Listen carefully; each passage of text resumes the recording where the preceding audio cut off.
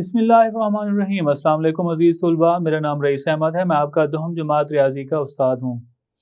जैसा कि आप जानते हैं, पिछले लेक्चर के अंदर हमने तीसरे यूनिट की तीन मश्क नंबर 3.1 से पहले हमने दूसरी मिसाल हल की और साथ ही हमने मश्क नंबर 3.1 इसका चौथा, पाँचवा और छठा सवाल हल किया। आइए अब हम निस्बत से मुताल्लिक तीसरी और चौथी मिसाल हल करते हैं और साथ ही उनसे मुताल्लिक जो सवालात हैं मश्क नंबर 3.1 में से वो हम हल करते हैं और बढ़ते हैं वाइट बोर्ड की जानिब। जी, तीसरे यूनिट के अंदर मिसाल नंबर 3, आज के लेक्चर में हम मिसाल नंबर 3 हल करते हैं। मिसाल नंबर 3 के अंदर लिखा गया है, अगर निस्बत 3:4 के हर अदद में 2 जमा किया जाए। पहली बात तो ये है, यहाँ पे ये हमें कहा गया है कि 3:4 ये एक निस्बत है, हमें ये नहीं कहा गया कि यह अदद है। अगर निस्बत 3:4 के हर अदद में इस निस्बत का अदद क्या होगा, पहले हमें ये देखना होगा। और हमें ये कहा गया है कि अगर हम इस निस्बत के हर अदद में 2 जमा करें तो हमारे पास जो एक नई निस्बत आएगी वो 5:6 के बराबर होगी। हमने अदद यहाँ पे मालूम करना होगा, वो अदद कौन सा है। बेटा जी, यहाँ पे सवाल हल करने से पहले कुछ हम देख लेते हैं। मिसाल के तौर पर 2 अदाद दिए गए हैं, एक है 6 और दूसरा है 8। ये 2 अदाद हमें दिए गए और निस्बती हालत में है, तो हम क्या करेंगे, इसे मुख्तसर तरीन शक्ल में लाने के लिए वाज़े तौर पर 6 के ऊपर भी 2 तकसीम हो रहा है और 8 के ऊपर भी 2 तकसीम हो रहा है। 2 को 6 पे तकसीम करें तो जवाब 3 और 2 को 8 के ऊपर तकसीम करें तो जवाब 4 होगा। इसका मतलब ये हमारे पास निस्बत आई 3:4। अगर ये इसकी निस्बत है, हमारे पास 2 आदाद थे, कौन कौन से, एक अदद 6 था और दूसरा अदद 8। 2 आदाद के दरमियान निस्बत हमारे पास है 3:4। बेटा जी, अगर हमने इस 3:4 से वही आदाद मालूम करने हों, हमें वही आदाद चाहिए हों, हम क्या करेंगे। जी बिल्कुल, आप सही सोच रहे हैं कि हम 3 को भी उस 2 से जिस पे हमने तकसीम किया है उससे ज़रब करेंगे, 4 को भी हम उस 2 से जिस पे हमने तकसीम किया है उससे ज़रब करेंगे, तो जवाब हमें मिलेगा 6:8। इसका मतलब ये है, अगर हमें निस्बत दी गई है और उससे हमने वो आदाद मालूम करने हैं जो हमें चाहिए, जो हमें दिए गए थे, उसके लिए हमें क्या करना होगा, जिस अदद पे हमने तकसीम किया है उसे निस्बती हालत में लाने के लिए उससे हम क्या करते हैं, उससे ज़रब करते हैं। क्योंकि हमें यहाँ पे मालूम नहीं है कि हमने किस अदद पे तकसीम किया, तो हम यहाँ पे फर्ज कर लेते हैं कि जिस अदद से हमने ज़रब करना है या हमने तकसीम किया था वो x था, तो इसकी हमारे पास जो दिए गए आदाद होंगे वो कौन कौन से होंगे, वो 3, इसके साथ अगर हमने अदद वो हासिल करना है तो इसको x के साथ ज़रब करेंगे, और 4, इससे अगर हमने अदद मालूम करना है तो इसको x से ज़रब करेंगे। तो आइए अब हम यहाँ पे लिखें। देखिए बेटे जी, क्योंकि 2 आदाद की निस्बत 3:4 है, निस्बत के अगर हर अदद को x से ज़रब करें, क्योंकि हमें इब्तदाई निस्बत चाहिए, हमें मालूम नहीं है हमने किस अदद पे तकसीम किया है, तो हम x से ज़रब करेंगे। तो हमारे पास जो आदाद हैं 2, 3 है तो ये 3x बन जाएगा और 4x बन जाएगा। अब अगर 3x और 4x के दरमियान निस्बत लिखें तो इसकी निस्बत क्या होगी, 3x निस्बत 4x।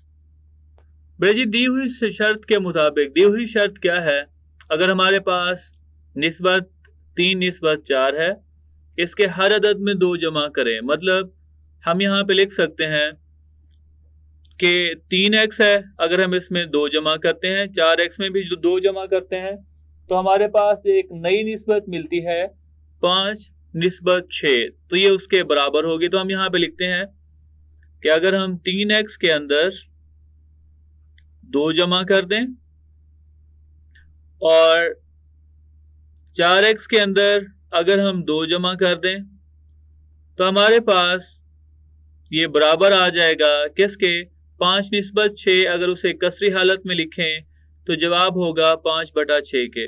बेटा जी, इसे हल करने के लिए हम इसे ज़रब चिल्ले पाए करते हैं। तो हम 6 को ज़रब करेंगे 3x जमा 2 के साथ और 5 को हम ज़रब करेंगे 4x जमा 2 के साथ। 6 को अगर हम 3x से ज़रब करें तो जवाब आएगा 18x जमा 12 और ये बराबर आएगा 5 को 4x से ज़रब करें तो जवाब होगा 20x जमा 10। अब हम क्या करते हैं, x मालूम करने के लिए 18x को राइट साइड पे लेके जाते हैं और 10 को लेफ्ट साइड पे। तो हम यहां पे लिख सकते हैं 12 नफी 10 ये बराबर होगा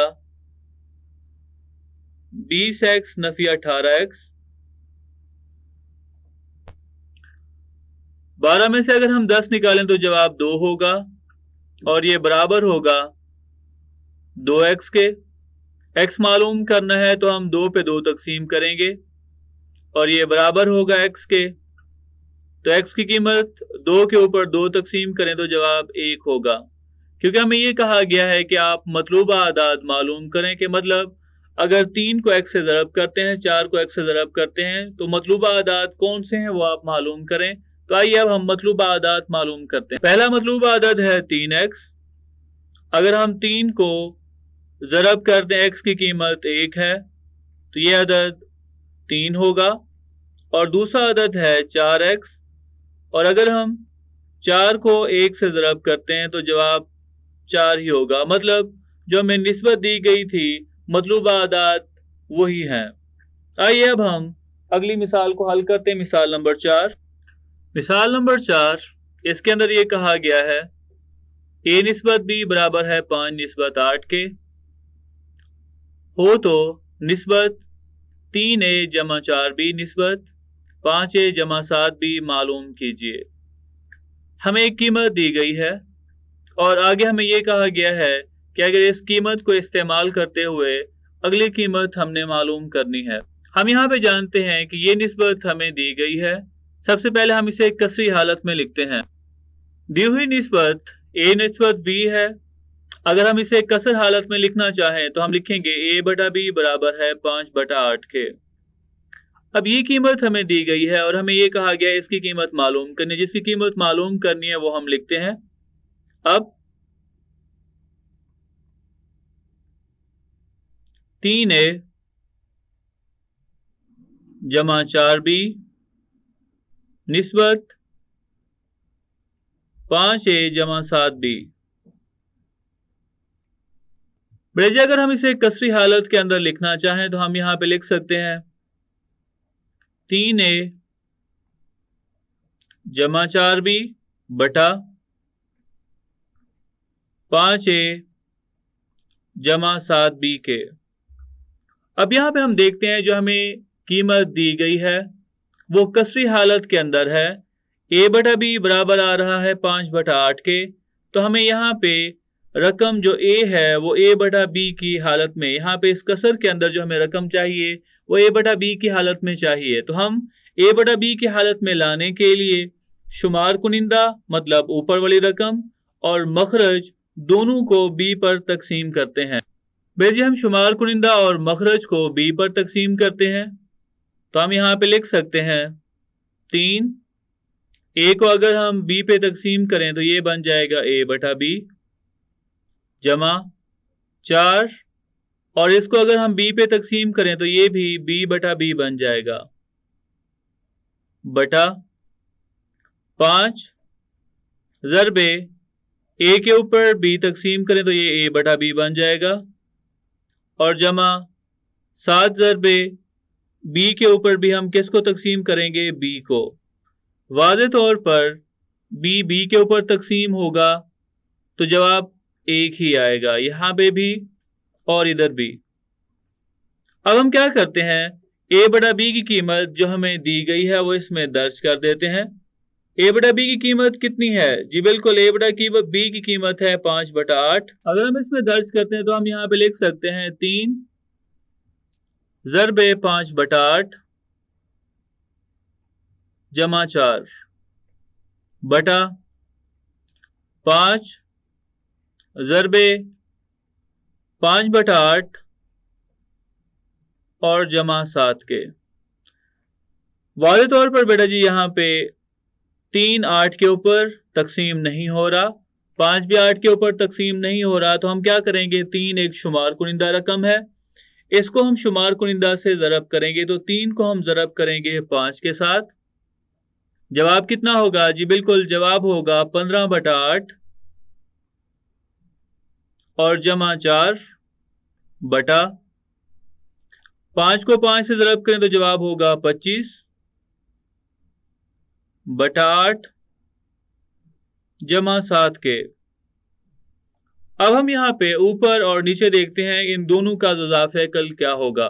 भैया जी वाज़े तौर पर शुमार कुनिंदा, इसका अगर हम जुज़ाफ़े कल लेना चाहें, एक रकम बटे के अंदर 8 आ रही है, दूसरे के अंदर कोई रकम नहीं है तो 1 लिखते हैं। 8 और 1, इसका जुज़ाफ़े कल 8 के बराबर होगा। 8 को 8 पे तकसीम करें तो जवाब 1 होगा, 1 को 15 से ज़रब करें तो जवाब 15 के बराबर, फिर जमा अलामत। 8 पे 1 तकसीम करें तो जवाब होगा 8, 8 को ऊपर वाले 4 से ज़रब करें तो जवाब होगा 32 के बराबर बटा। उसके बाद हम यहाँ पे देखते हैं इन दोनों का भी जुज़ाफ़े कल कितना होगा। 7 के बटे में कोई रकम नहीं है तो हम 1 लिख लेते हैं। 8 और 1, इसका जुज़ाफ़े अकल होगा 8 के बराबर। 8 पे 8 तकसीम करें जवाब 1, 1 को ऊपर वाले 25 से ज़रब करें तो जवाब होगा 25 के बराबर, फिर जमा अलामत। भैया जी 8 के ऊपर 1 तकसीम करें तो जवाब होगा 8, 8 को 7 से ज़रब करें तो जवाब होगा जी बिल्कुल जवाब 56 होगा। और बेटा जी यहाँ पे ये 2 कसरें आ रही हैं, दरमियान वाली कसर को या नीचे वाली कसर को अगर हम ज़रब में तब्दील करें तो ये रकम उलट जाएगी, तो हम यहीं पे 8 से 8 काट देते हैं, तो ये बराबर होगा 15 के अंदर अगर हम 32 को जमा करें तो इसका जवाब होगा 47 बटा 25 में अगर हम 56 जमा करते हैं तो जवाब 81 के बराबर होगा। आइए अब हम मशक नंबर 3.1 उसमें वो सवाल हल करते हैं जो मिसाल नंबर 2, मिसाल नंबर 3 और मिसाल नंबर 4 जैसे हैं। भैया जी मशक नंबर 3.1 इसका छठा सवाल, सवाल के अंदर कहा गया है 2 आदाद में निस्बत 5/8 है, अगर हर अदद में 9 जमा करें तो हम नई निस्बत 8/11 हासिल करते हैं। हमें ये कहा गया है 2 आदाद के दरमियान निस्बत, इसका मतलब हमें आदाद मालूम नहीं है, और आदाद मालूम करने के लिए हम क्या करेंगे, अगर हमें निस्बत दी गई है और अदद मालूम करने हैं तो हम क्या करेंगे, उस निस्बत में हर अदद को x से ज़रब करेंगे तो हमें एक नई निस्बत मिलेगी। तो आइए अब हम लिखते हैं। देखिए बेटे जी हमारे पास निस्बत है 5/8, ये हमें मालूम है, हमने लिखा क्योंकि 2 आदाद में निस्बत 5/8 है। निस्बत के हर अदद को x से अगर हम ज़रब करें तो हमारे पास आदाद हासिल होंगे जो हमें चाहिए 5x और 8x, और ये हमने मालूम करने हैं। और निस्बत अगर हम इसे निस्बती हालत में लिखें तो ये बन जाएगी 5x निस्बत 8x। दी गई शर्त क्या है कि अगर हम इस निस्बत के हर अदद में 9 जमा करें, पहला अदद क्या है इस निस्बत का 5x, अगर हम इसमें 9 जमा करते हैं, और दूसरा अदद है 8x, अगर हम इसे कसरी हालत में लिखें तो मैं यहां पे लिख सकता हूं 8x जमा 9, और ये बराबर आता है तो हम नई निस्बत हासिल करते हैं। नई निस्बत क्या है जी, बिल्कुल वो कह रहा है 8/11, हम इसे कसरी हालत में 8/11 लिख सकते हैं। ज़रब चिले पाई करें तो 5x जमा 9 11 से ज़रब करेंगे और 8 को 8x जमा 9, तो हम यहाँ पे लिख सकते हैं 11 ज़रबे 5x जमा 9, और ये बराबर होगा 8 ज़रबे 8x जमा 9 के।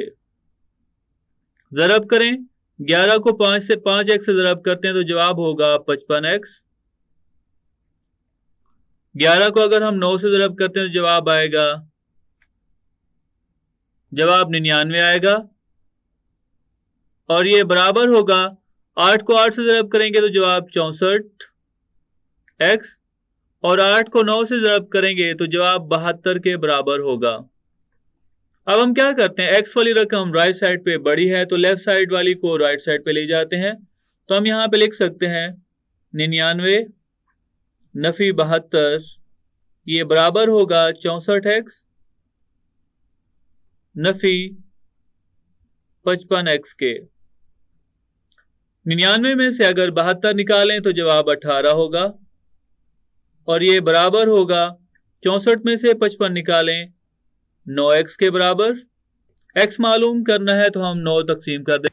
तो हम यहाँ पे लिख सकते हैं 18/9 ये बराबर होगा x के। तो x की कीमत किसके बराबर होगी जी, बिल्कुल x बराबर 2 के होगा। मतलूबा आदाद मालूम करें। पहला मतलूबा आदद है 5x। अगर हम x की कीमत दर्ज करें तो हम यहाँ पे लिखेंगे 5 ज़रबे 2, जवाब आएगा 10 के बराबर। और दूसरा मतलूबा आदद है 8x। x की कीमत दर्ज करें तो ये आएगा 8 ज़रबे 2 और ये 16 के बराबर होगा। आइए अब हम अगला सवाल हल करते हैं। बेटा जी अगला सवाल है, अगर निस्बत 4/13 के हर अदद में 10 जमा करें तो हम नई निस्बत 1/2 हासिल करते हैं, आदाद क्या है। यहाँ पे भी वैसे ही कहा गया, हमें निस्बत दी गई है, आदाद मालूम नहीं है।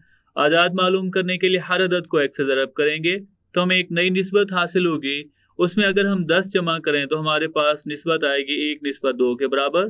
तो हम x मालूम करते हैं।